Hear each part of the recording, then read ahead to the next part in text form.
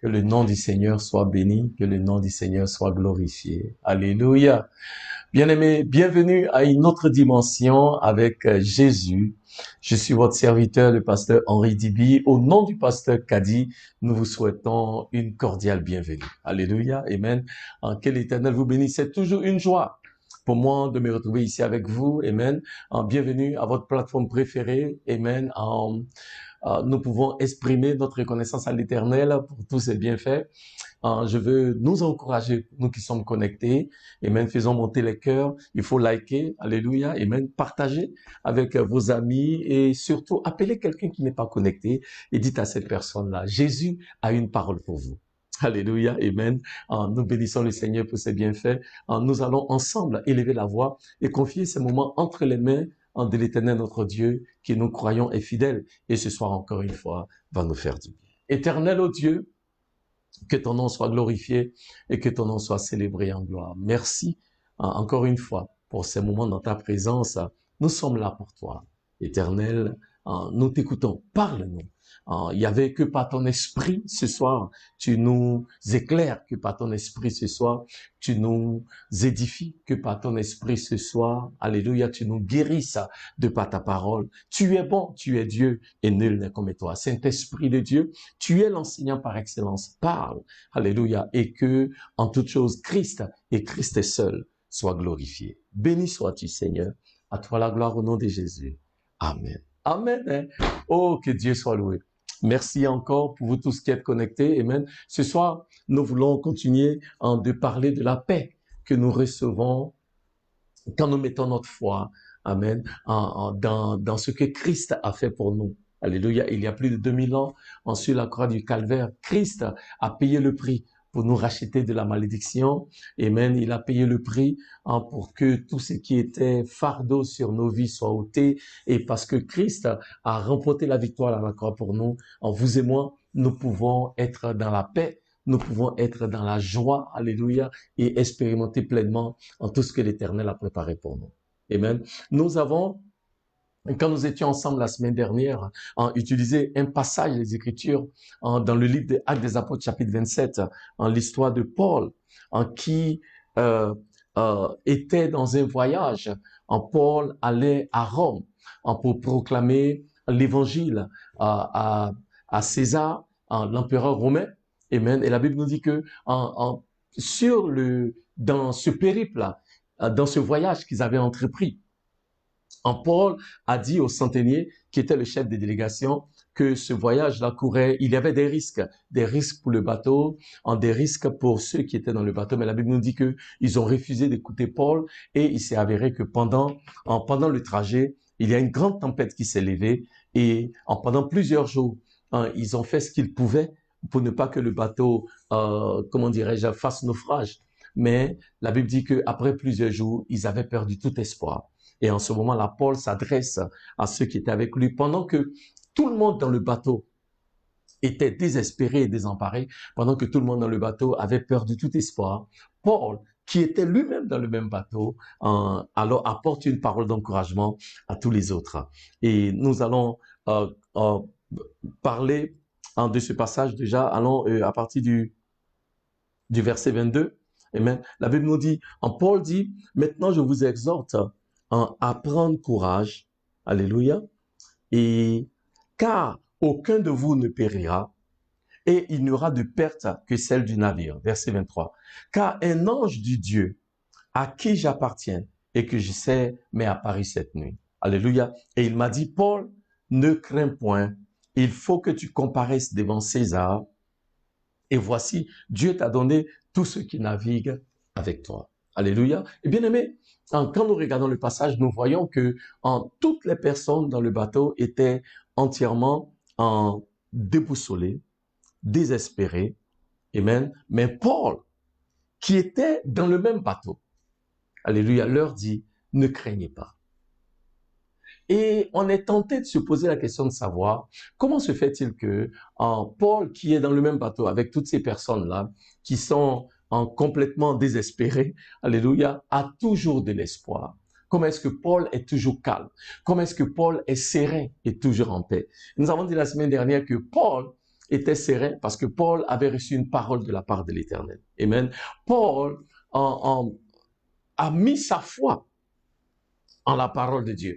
Paul a mis sa confiance en l'œuvre de Christ. Alléluia. Parce que Christ a payé le prix il y a plus de 2000 ans. Amen. Et parce que Christ nous a donné la victoire. Amen. Nous avons la victoire sur toutes les circonstances de cette vie.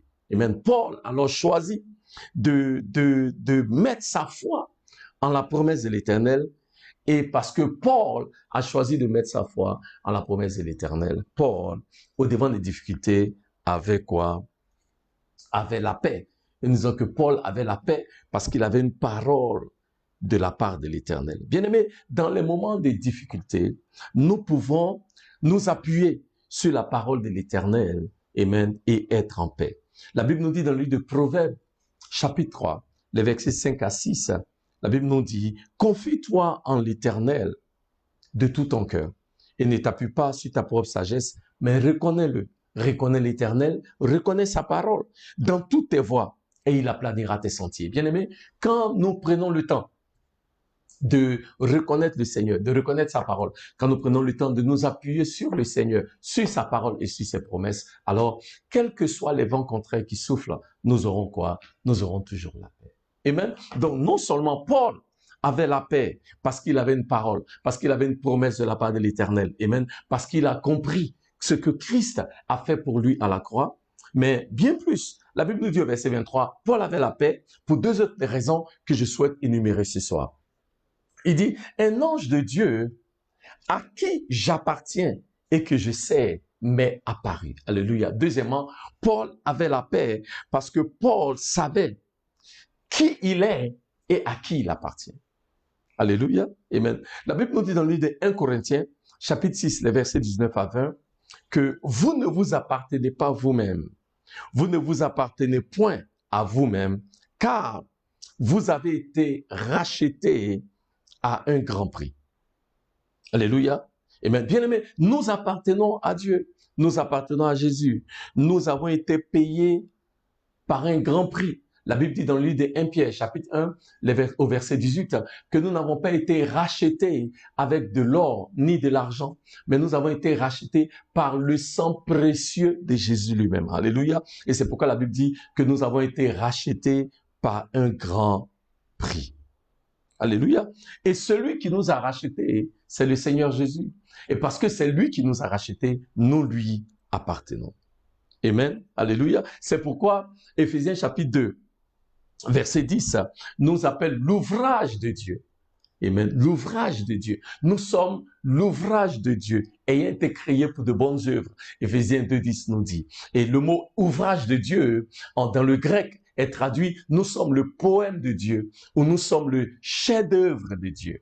Alléluia. Bien-aimés, nous avons de la valeur aux yeux de l'Éternel. Alléluia. Je vais dire à quelqu'un qui m'écoute ce soir, vous avez de la valeur aux yeux de l'Éternel. Peu importe ce que les hommes peuvent dire, peu importe les circonstances auxquelles vous êtes confrontés, peu importe la couleur de votre peau, peu importe votre taille, peu importe ce que l'on dit concernant votre corpulence, alléluia, vous avez de la valeur aux yeux de l'Éternel, alléluia. Et Dieu dit que vous êtes son chef-d'œuvre. Amen. Alléluia. Et si vous êtes en Christ, sachez que vous êtes précieux. Et parce que vous êtes précieux, Dieu veille sur vous. Alléluia. Et si vous aviez des doutes concernant votre identité en Christ, laissez-moi vous dire ce que la Bible dit. La Bible dit que vous êtes enfant de Dieu. Vous êtes fils de Dieu. Alléluia. Vous êtes la prunelle de ses yeux. Alléluia. La Bible dit que vous avez été choisi par Dieu avant la fondation de la terre.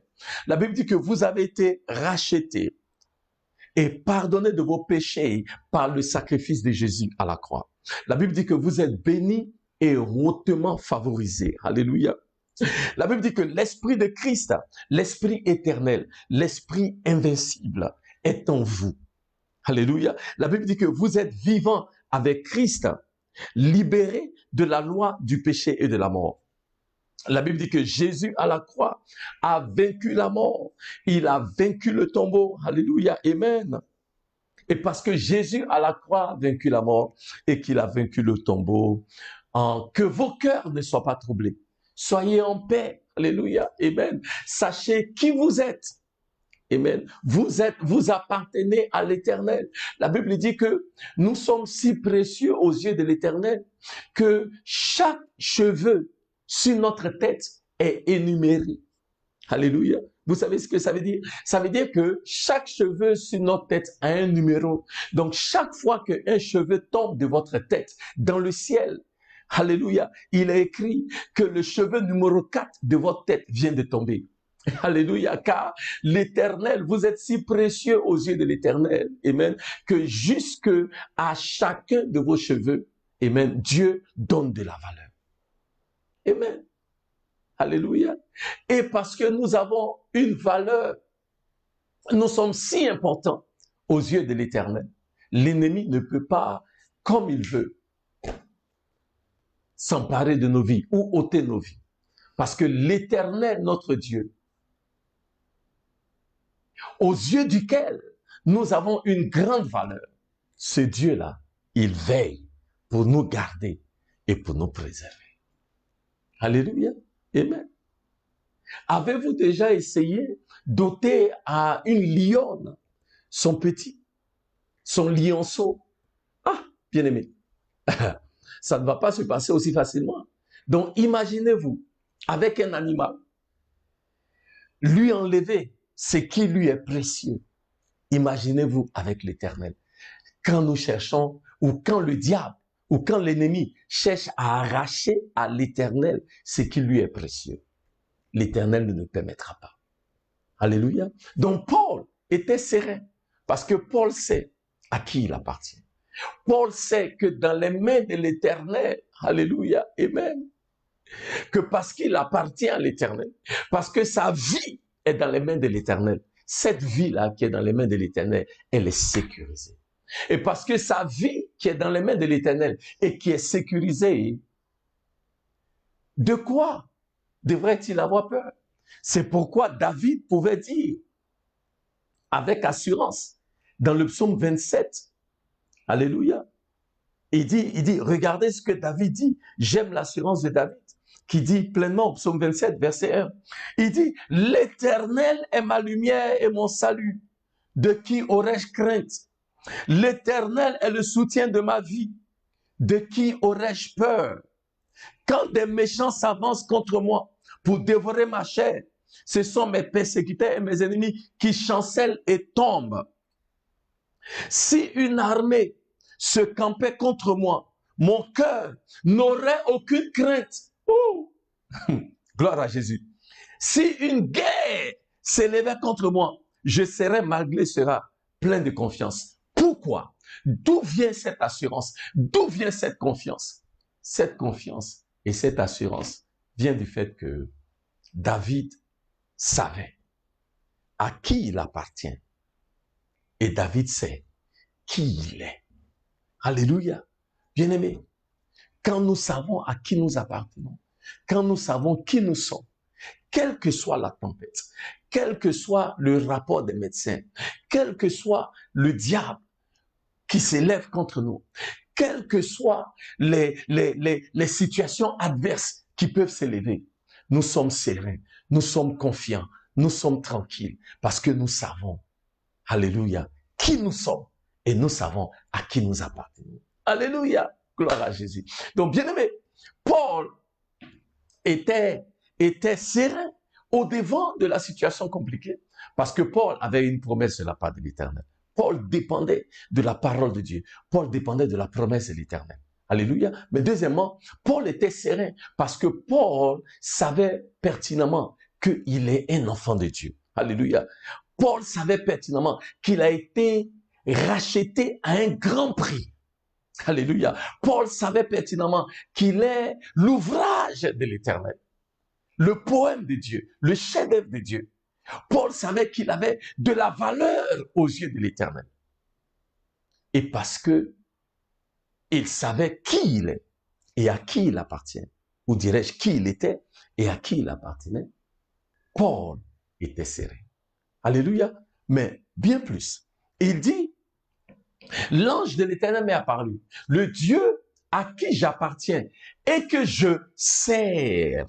Alléluia. Donc, troisièmement, il est bon de relever que Paul était en paix, Paul était tranquille parce qu'il connaissait sa mission. Il connaissait le dessein de Dieu pour sa vie. Le Dieu que je sers. Je ne vis pas ma vie au hasard. Je vis la vie que je vis pour servir l'Éternel. L'Éternel m'a créé, l'Éternel m'a sauvé, l'Éternel m'a racheté pour le servir. Alléluia. Quand Dieu s'est révélé à Moïse dans le buisson ardent et qu'il a parlé à Moïse, Dieu a donné un message à Moïse pour Pharaon. Et le message que Dieu a donné à Moïse pour Pharaon est le suivant. Va et dis à Pharaon, laisse mon peuple partir pour qu'il me serve. Alléluia.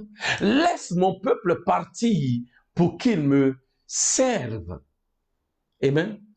Car Dieu a appelé Israël pour être une nation de sacrificateurs, une nation d'hommes et de femmes qui vont, ma foi, adorer l'Éternel.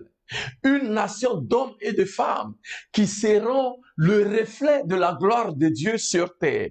Une nation d'hommes et de femmes qui vont continuellement offrir des sacrifices à l'Éternel, vivre pour communier avec Dieu, vivre pour être, comment dirais-je, la révélation de l'Éternel sur cette terre aux hommes.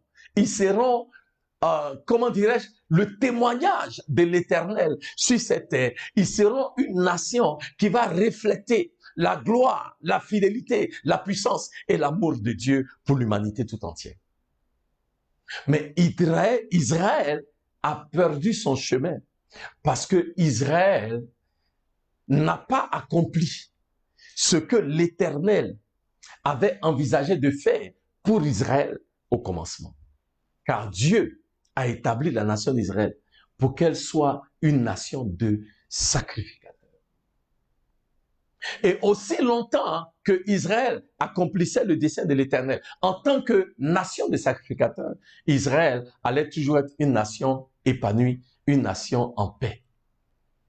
Mais quand Israël a perdu ses voix, quand Israël, plutôt que d'être une nation de sacrificateurs, a commencé à s'adonner à autre chose, en ce moment-là, Israël a perdu ses voix.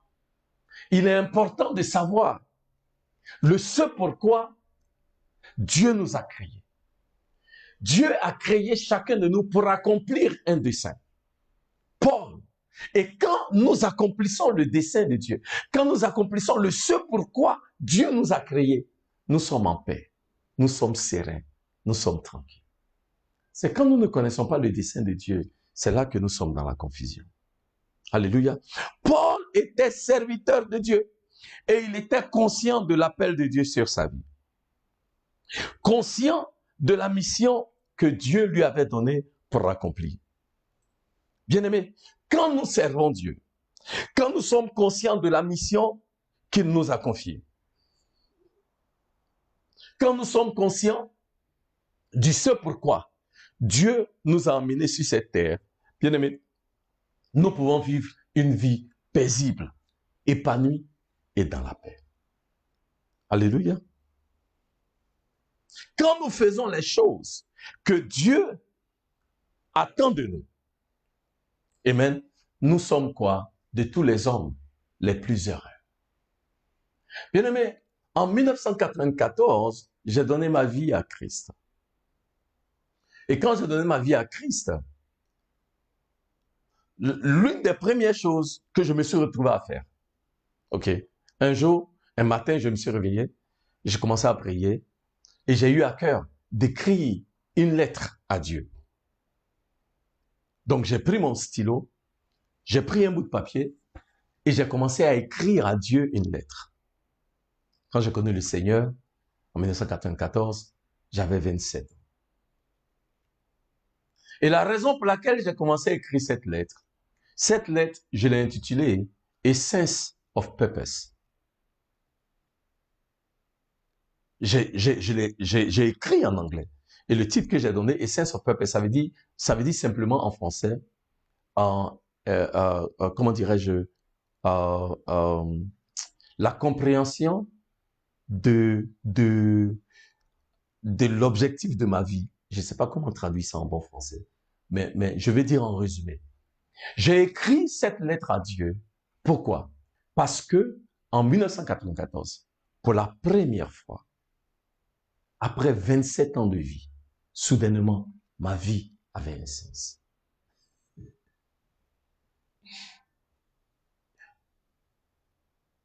Soudainement, il était un peu plus clair pour moi ce que Dieu attendait de moi et ce que Dieu voulait faire.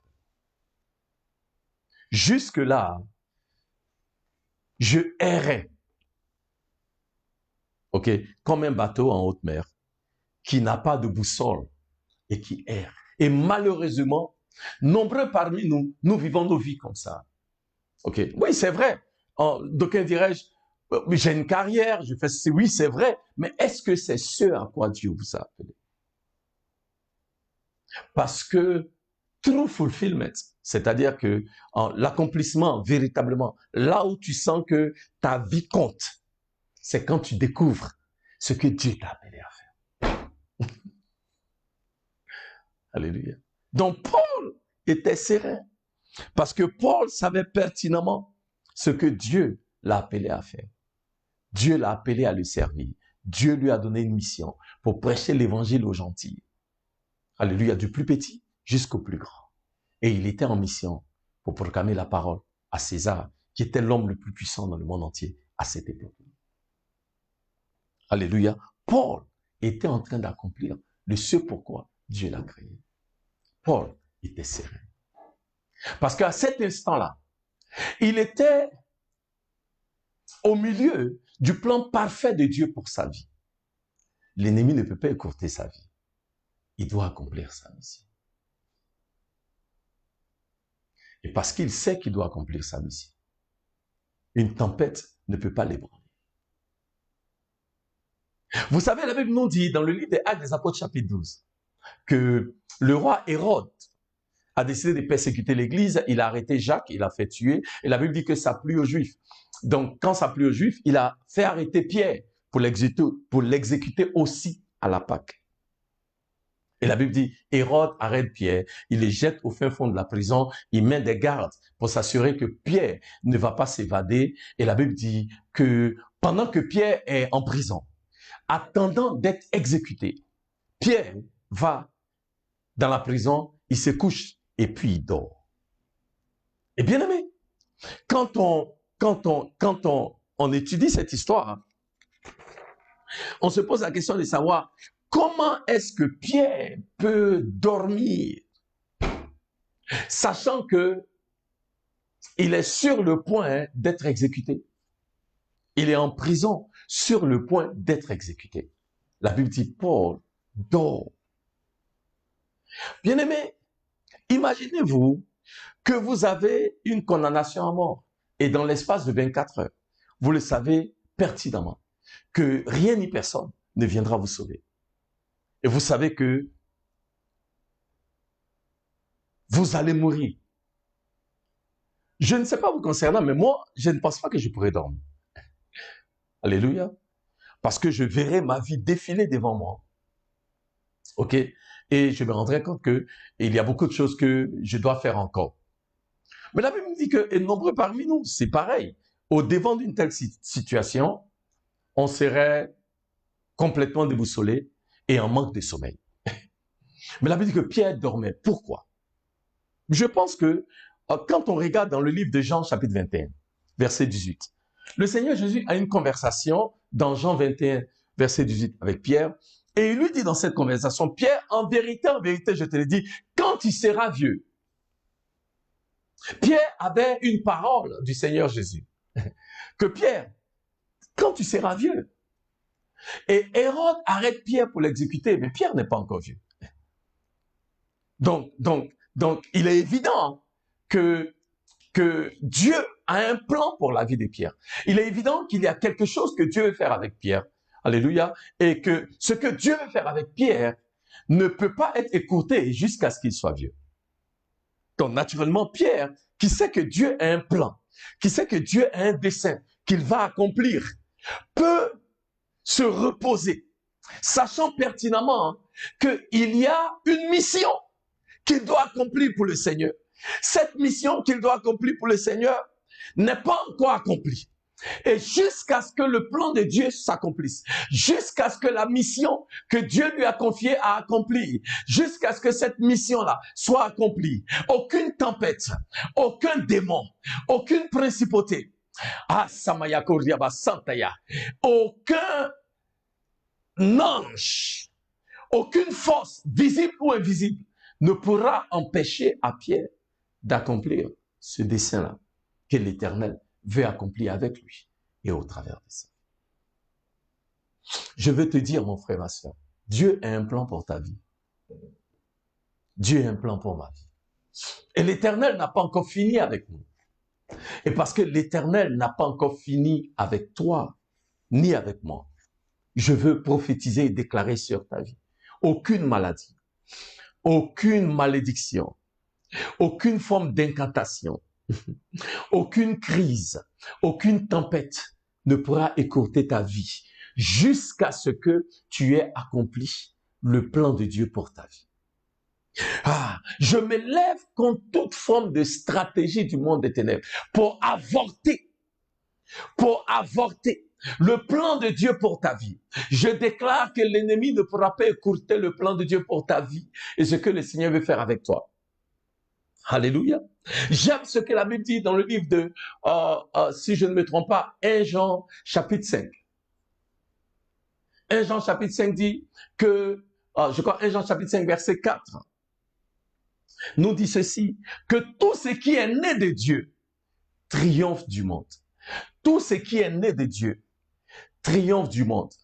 Ça va plus loin. C'est-à-dire que ce qui est né de Dieu, tout ce qui est né de Dieu triomphe du monde. Tout ce qui est initié par Dieu triomphe du monde. Alléluia. Tout ce qui est commencé par Dieu triomphe du monde. Alléluia. Tout ce que Dieu initie, tout ce que Dieu en fait naître, triomphe du monde. Alléluia. Je veux dire, ton mariage qui a été initié par l'Éternel, ton entreprise qui a été initiée par l'Éternel, ton ministère qui a été initié par l'Éternel, là où Dieu est à l'origine, là où Dieu a commencé, le diable ne peut pas écourter. La tempête ne peut pas écourter. Ce que Dieu fait dans ta vie, ce que Dieu fait dans ton mariage, ce que Dieu fait dans tes entreprises, ce que Dieu fait dans tes affaires, ce que Dieu fait dans la vie de tes enfants, rien ni personne ne pourra l'écouter. Samaya Koriaba Santaya. Et pour cela, mon frère, ma soeur, tu peux être serein, même quand la tempête fait rage. Samaya Koriaba Santaya. Tu peux être tranquille, même quand les médecins disent que cette condition est incurable. Dieu a un plan pour ta vie. Et le plan de Dieu va prévaloir sur le plan du monde des ténèbres. Le plan de Dieu va prévaloir sur ce que la maladie peut te dire, sur ce que les circonstances peuvent te dire. C'est le plan de Dieu qui va prévaloir. Donc, au devant de cela, tu peux être en paix. Tu peux être serein. Donc, Paul était tranquille. Principalement pour 3 raisons. 1, il avait une promesse de la part de l'Éternel. L'ange lui a dit, Paul, que ton cœur ne soit pas troublé. Là où tu vas y arriver. Alléluia. Parce que Dieu a déjà ordonné que tu parles à César. Mais deuxièmement, Paul savait qui il était et à qui il appartenait. Paul savait qu'il a été racheté à un grand prix. Alléluia. Et rien ni personne ne peut l'arracher des mains de l'Éternel à qui il appartient. Et troisièmement, Paul était tranquille parce que Paul était un homme en mission. Alléluia, il connaissait le plan de Dieu pour sa vie. Il connaissait le dessein de Dieu pour sa vie, là où Dieu le conduisait, ce que Dieu va faire avec lui, ce que Dieu va faire au travers de lui. Et le Seigneur n'avait pas encore fini avec lui. Oh, mon frère, ma soeur, Dieu n'a pas encore fini avec toi. Il n'y a aucune tempête qui soit à même d'écourter ta vie. Il n'y a aucun démon, visible ou invisible, alléluia, qui soit à même d'écourter ta vie, jusqu'à ce que tu aies accompli le plan parfait de l'Éternel pour ma vie.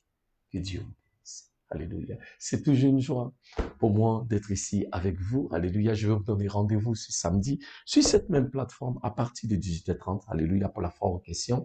Nous voulons vous encourager et même pour vous qui nous avez suivis, nous serons plus qu'heureux de pouvoir répondre à vos questions en ce samedi. Mais que l'Éternel vous bénisse, que l'Éternel vous garde et à très bientôt. Amen.